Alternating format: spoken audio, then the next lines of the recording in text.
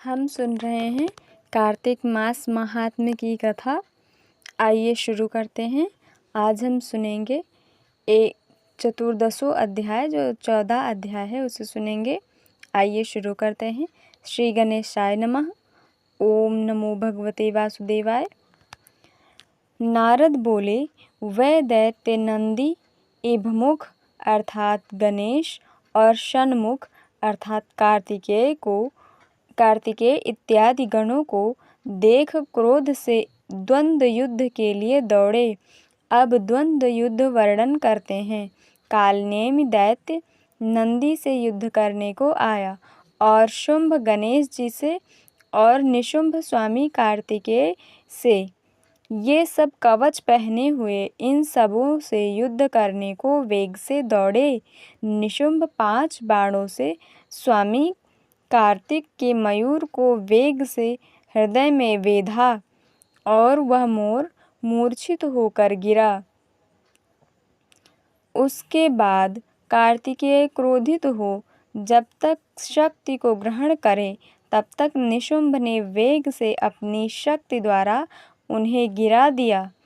उसके बाद नंदी ने बाणों के समूह से कालनेमि को वेधा और 7 बाणों से घोड़ों को तथा पताका को और धनुष को काटा। कालनेमि ने भी क्रोधित होकर नंदी का धनुष काटा। तब वह बलवान उस धनुष को त्याग कर उस कालनेमि की छाती में शूल मारा। शूल से भेदन किया गया है हृदय जिसका, और मारा गया घोड़ा और सारथी जिसके। ऐसा जो कालनेमि है वह पर्वत शिखर को उखाड़कर नंदी को गिराने लगा। नंतर शुंभ और गणेश जिनके रथ और मूसा वाहन हैं, ऐसे दोनों युद्ध करते हुए आपस में शरों के समूह से भेदन करने लगे। तब गणेश जी ने बाण से शुंभ को हृदय में वेधन करते हुए 3 बाणों से उसके समीप उसके सारथी को भूमि में गिरा दिया। उसके बाद शुंभ अति क्रोधित हो बाणों की वर्षा से गणेश को और 3 बाणों से मूसे को वेध कर मेघ के समान गरजा। हे राजा, बाणों से विदीर्ण अंग वाला मूसा जब न चल सका तब गणेश जी उतर कर पांव से चलने लगे। तदनंतर गणेश जी छाती में फरसा मारकर शुंभ को पृथ्वी में गिरा दिया और फिर मूसे पर चढ़े।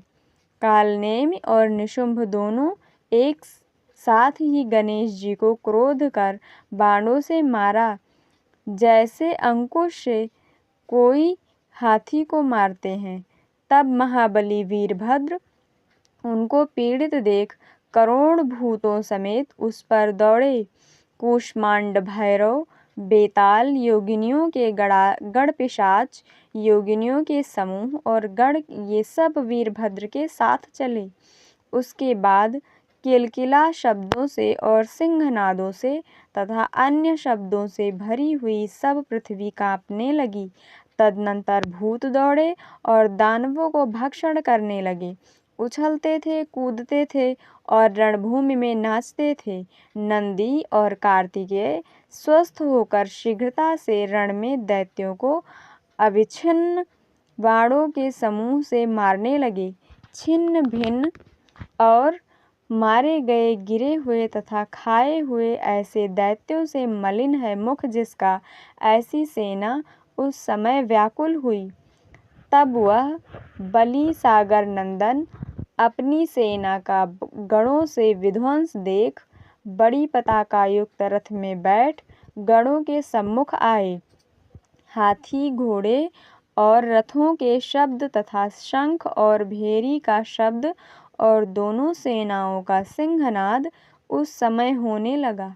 जलंधर के बाण समूहों से आकाश और पृथ्वी का मध्य ढक गया, जैसे कि कुहर के पुंज से आच्छादित हो जाता है। जलंधर 5 बाणों से गणेश को, 9 से नंदी को और 20 बाणों से वीरभद्र को बेध कर मेघ के समान गरजने लगा। तब कार्तिकेय ने दैत्य को अतिशीघ्र शक्ति से बेधा। शक्ति के लगने से कुछ व्याकुल मन हो घूमने लगा। उसके बाद क्रोध से व्याप्त है अंग जिसका ऐसा उसके बाद क्रोध से व्याप्त है अंग जिसका ऐसा जलंधर कार्तिकेय को गदा से मारा, तब वे तो भूमि में गिर गए। ऐसे ही नंदी को वेग से भूमि में गिरा दिया। तब गणेश ने क्रोधित हो उसकी गदा को फरसे से काट दिया। वीरभद्र उस दानव के हृदय में 3 बाण मारे और 7 बाणों से उसके घोड़ों, उसकी पताका, धनुष और छत्र को काट दिया। उसके बाद दैत्यराज ने अति क्रोधित हो दारुण शक्ति उठाकर गणेश को गिरा दिया और फिर दूसरे रथ में चढ़ा।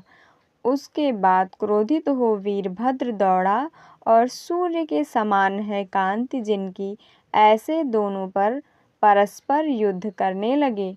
उसके बाद वीरभद्र बाणों से उसके घोड़ों को गिरा दिया और धनुष को काट दिया।